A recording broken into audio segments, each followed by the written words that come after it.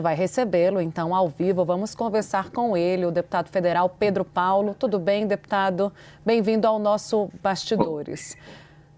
A gente está aqui com o Daniel Rittner também, nosso diretor em Brasília, para lhe fazer algumas perguntas em instantes. Deputado, já dá para dizer que essa será a reforma, me parece que foi a reforma escolhida, dando Hugo Mota tração a esse grupo de trabalho como sua, para chamar de sua, né, na sua condição de presidente da Câmara. A gente assistiu o Arthur Lira até ensaiando entregar a reforma durante o período em que ficou presidente da Câmara dos Deputados, não foi adiante, focou na reforma tributária. Essa PEC, né, inicialmente, eu sei que vocês vão apresentar uma proposta em 45 dias, mas o que já tentou se fazer até aqui acabou sendo alvo de muitos protestos, sobretudo dos servidores públicos nos últimos anos, com essa ideia de ser uma lei contrária aos servidores. O que vocês pretendem fazer nesse sentido, para convencer a população, esse segmento de servidores públicos, de que haverá, sim, alguma alteração para mexer, né, no que se entende como privilégios, mas sem estender isso à perda de direitos? Em primeiro lugar, boa tarde, Tainá, Daniel. Obrigado pelo privilégio de estar aqui no bastidor falando para vocês. Primeiro ter muito claro aquilo que não vai ser feito no grupo de trabalho, na proposta que nós apresentaremos da reforma administrativa. Primeiro ponto, não vamos propor acabar com a estabilidade do servidor público. O servidor público não é o causador do problema que existe hoje, dessa pouca entrega de serviços públicos, de políticas públicas do Estado, essa lentidão, esse excesso de burocracia. O servidor, ele não é o culpado disso. Ao contrário, ele é o agente que pode dinamizar essa maior entrega, essa maior performance, essa melhor performance do serviço público, essa maior percepção do cidadão que aquilo que ele está contribuindo com os impostos está sendo devolvido em melhores serviços, em um Estado mais ágil, um Estado que o ajude. Então, isso é a primeira premissa. A segunda, que eu acredito, Tainá e Daniel, que também interditou e vem interditando os debates que tiveram no parlamento sobre reforma administrativa, é acreditar que só com a reforma administrativa ela vai ser a panaceia do ajuste fiscal, né? Olha que você pode ter efeitos positivos, por exemplo, na racionalização da folha, alguma economia, por exemplo, se nós tocarmos em nas questões, por exemplo, de supersalário, você pode ter um ganho fiscal, um ganho de economia, mas o objetivo principal desse trabalho e daquilo que nós entendemos que é a reforma não é também fazer disso um plano de ajuste fiscal. O principal foco desse trabalho é como nós conseguimos entregar mais para aqueles que são os nossos clientes, que são os cidadãos, que é a população brasileira. Então, tudo tem que ser pensado a partir disso. Essa foi a determinação do presidente Hugo Mota, e que está estabelecendo a reforma administrativa como prioridade, você disse bem, e esse talvez seja, nesse momento, o principal patrocínio para que uma reforma dessa dimensão, com essa ambição, que possa ter a profundidade necessária para repaginar o Estado brasileiro, que busque eficiência, que traga novas tecnologias, que dê um caráter transparente às ações do poder público, que possa remunerar melhor o servidor público, trazer a questão do mérito. O ponto principal é você ter o patrocínio do presidente da casa, entendendo que essa é a reforma que o Brasil aguarda. Então, isso é muito importante dizer. Eu tenho recebido várias mensagens de pessoas preocupadas com isso. Nós não vamos acabar com a estabilidade do servidor, e nós não vamos fazer disso o principal projeto de ajuste fiscal. Nós vamos trabalhar para que a reforma melhore a entrega de serviços públicos para o cidadão. Deputado, boa tarde, que bom tê-lo aqui conosco. Quando a gente fala em reforma administrativa, talvez o mais próximo que a gente tenha chegado de um avanço mais prático na tramitação no Congresso foi a PEC 32, apresentada pelo ex-ministro Paulo Guedes. Chegou a ter um relatório aprovado, inclusive em comissão especial na Câmara, depois nos falou mais disso. O governo atual, e a ministra Esther Dweck talvez seja quem mais lida com esse assunto no governo Lula, odeia aquele texto da PEC 32 e propõe uma outra visão de reforma do Estado em outras bases. O que eu queria saber do senhor? A PEC 32 é um modelo que o grupo de trabalho vai analisar? Por outro lado, o que sugere, o que pensa o governo Lula e o Ministério da Gestão e Inovação? É um caminho viável ou o grupo de trabalho vai propor outra coisa, um caminho do meio? Daniel, muito boa a sua pergunta. Nem uma coisa nem outra, eu diria. A PEC 32 eu também não gosto dela. Eu acredito que o debate dela foi interditado justamente por aquilo que eu falei antes. Por exemplo, atacar a questão da estabilidade do servidor não aprova aqui nessa casa, né? E nem eu, por convicção, acredito que seja o caminho. A PEC 32 tinha uma série de revisão de direitos dos servidores. A PEC 32 tinha esse objetivo de produzir ajuste fiscal. Ela teve uma série de problemas nessa tramitação, por isso que ela está parada. Ela tem alguns pontos que eu acho que tem que ser estudados, que podem ajudar, como, por exemplo, nós não vamos tratar de estabilidade, mas o servidor estatutário não é o único RH, força de trabalho que o Estado pode dispor para prover serviços públicos. Se a gente flexibilizar, por exemplo, a utilização de outros serviços, como, por exemplo, serviços temporários, né?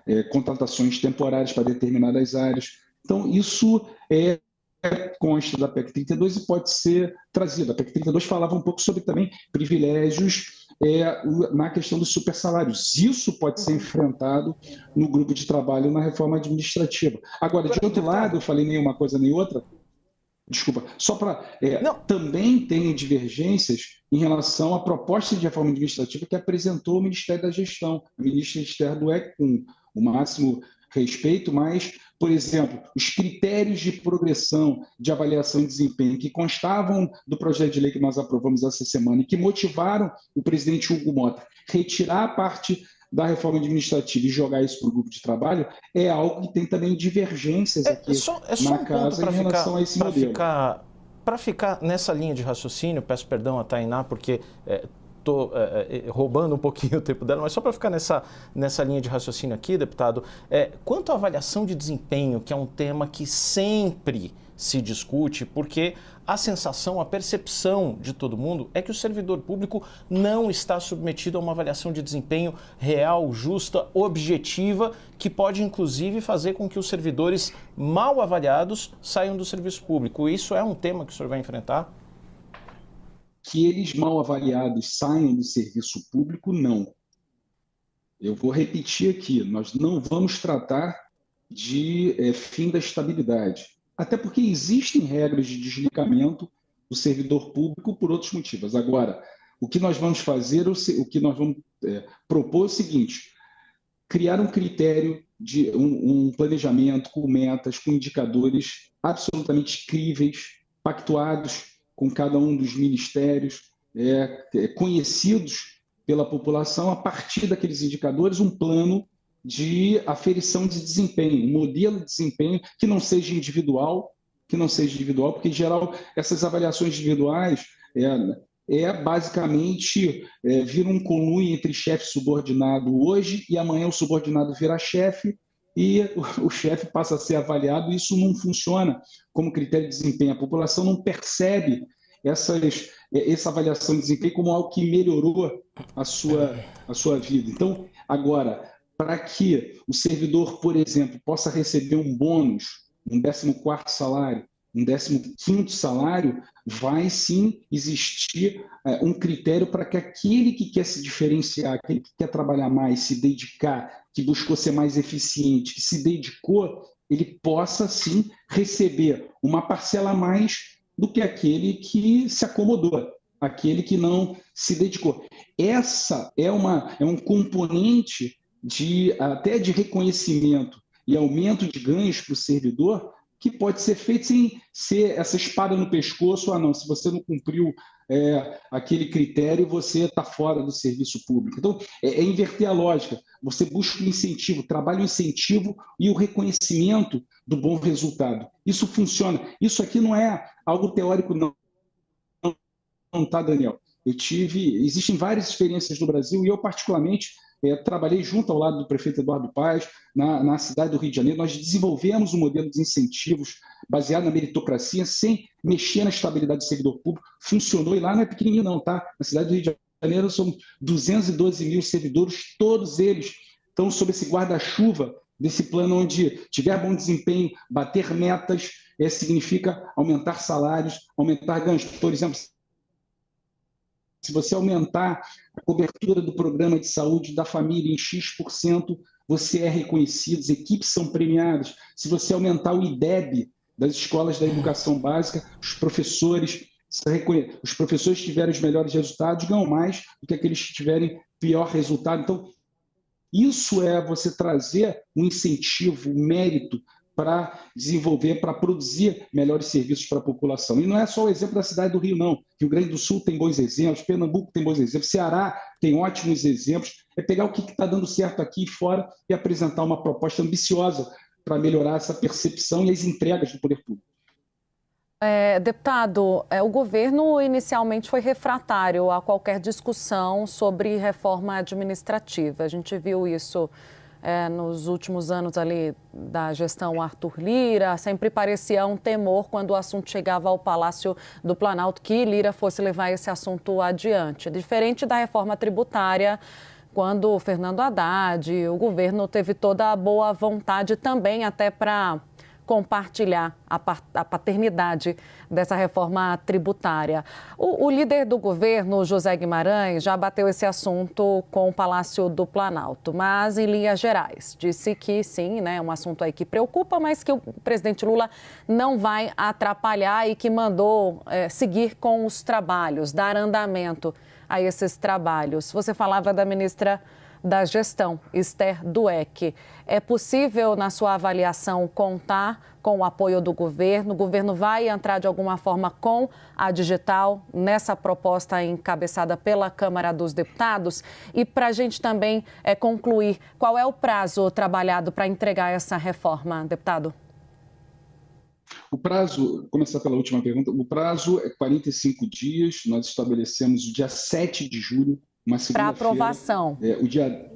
O 7 de julho, dia D, para que o grupo de trabalho entregue um conjunto de propostas. O presidente Hugo Mota tem a expectativa que, nesse primeiro semestre, seja possível colocar em discussão e votação esse conjunto de propostas. É um prazo apertado, sob o olhar aqui da coordenação do grupo de trabalho, nós vamos cumprir esse prazo, até porque se nós estamos querendo propor uma reforma administrativa para melhor entrega do serviço público, a primeira demonstração tem que ser política e de produção legislativa do grupo entregar no prazo, não atrasar. Então, assim, isso vai ser feito, então o prazo está dado agora. Claro que colocar isso em votação vai depender também da nossa capacidade de convergir diferentes visões sobre a reforma administrativa dentro do próprio grupo de trabalho, que terão representantes de todos os partidos, e trazer o governo em todos os momentos desse processo. Isso é muito importante. Logo que o presidente Hugo Mota anunciou a criação do grupo, imediatamente o time da ministra Esther Dweck se colocou à disposição para estar participando dessa discussão. E aí, respondendo a sua primeira pergunta, Tainá, eu acredito que esse debate é aquele ponto que eu insisto. Sempre tem sido interditado o debate da reforma administrativa quando você coloca como o principal vilão dessa história o servidor público. Quando você tenta trazer para a reforma administrativa a questão da estabilidade do servidor, sempre esse debate vai ser interditado. Então, quando a gente afasta isso e olha sob o ponto de vista a reforma sobre outra perspectiva, a perspectiva do incentivo a perspectiva do planejamento, do mérito.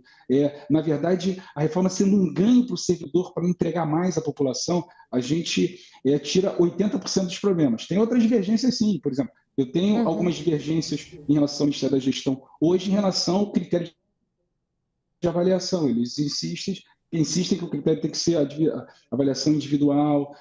Tem outros pontos também que a gente diverge, são mais complexos e técnicos, mas eu acredito que é possível ir tirando essa interdição da estabilidade, a gente avançar numa proposta de consenso. Perfeito. Deputado, agradeço demais o tempo. Fica aqui o espaço aberto para quando tiver a proposta concretizada do grupo de trabalho, voltar a conversar com a gente sobre os detalhes. Deputado Pedro Paulo, ele vai coordenar esse grupo de trabalho para discutir a reforma administrativa na Câmara dos Deputados. Bem-vindo, até uma próxima. Obrigado, Tainá. Obrigado.